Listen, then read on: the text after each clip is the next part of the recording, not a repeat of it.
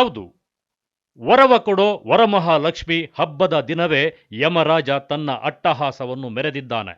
ಚಿಕ್ಕಬಳ್ಳಾಪುರ ನಗರದ ಹೊರವಲಯದ ಅಗಲಗುರ್ಕಿ ಬೈಪಾಸ್ನಲ್ಲಿ ನಡೆದ ಸರಣಿ ಅಪಘಾತದಲ್ಲಿ ಒಬ್ಬ ಕಾರ್ಮಿಕ ಸ್ಥಳದಲ್ಲಿಯೇ ಸಾವನ್ನಪ್ಪಿದ್ದು, ಇಬ್ಬರು ಗಂಭೀರ ಗಾಯಗೊಂಡು ಜೈನ್ ಆಸ್ಪತ್ರೆಯಲ್ಲಿ ದಾಖಲಾಗಿದ್ದಾರೆ.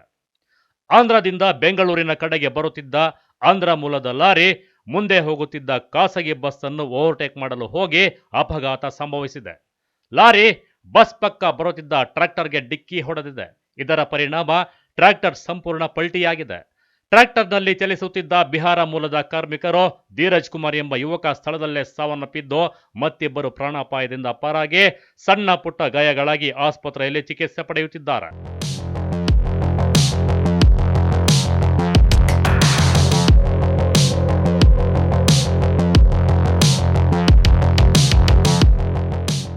ಈ ಅಪಘಾತ ಸಂಭವಿಸುತ್ತಿದ್ದಂತೆ ಸ್ಥಳಕ್ಕೆ ಸಂಚಾರಿ ಪೊಲೀಸ್ ಪಿಎಸ್ಐ ಮಂಜುಳಾ, ವೃತ್ತ ನಿರೀಕ್ಷಕ ಮಂಜುನಾಥ್ ಮತ್ತು ಪೊಲೀಸ್ ಸಿಬ್ಬಂದಿ ಭೇಟಿ ಕೊಟ್ಟು ಪರಿಶೀಲನೆ ನಡೆಸಿದ್ದಾರೆ. ಅಪಘಾತದಲ್ಲಿ ಲಾರಿ ಚಾಲಕನ ಎಡವಟ್ಟಿನಿಂದ ಒಂದು ಪ್ರಾಣ ಹೋಗಿದ್ದು, ಚಾಲಕನನ್ನು ಪೊಲೀಸರು ವಶಕ್ಕೆ ಪಡೆದುಕೊಂಡು ಸಂಚಾರಿ ಪೊಲೀಸರು ಪ್ರಕರಣವನ್ನು ದಾಖಲಿಸಿಕೊಂಡು ಮುಂದಿನ ಕ್ರಮ ತೆಗೆದುಕೊಂಡಿದ್ದಾರೆ. ಕಳವರ ಅರುಣ್, ಎಂಎಂಟಿವಿ ನ್ಯೂಸ್, ಚಿಕ್ಕಬಳ್ಳಾಪುರ.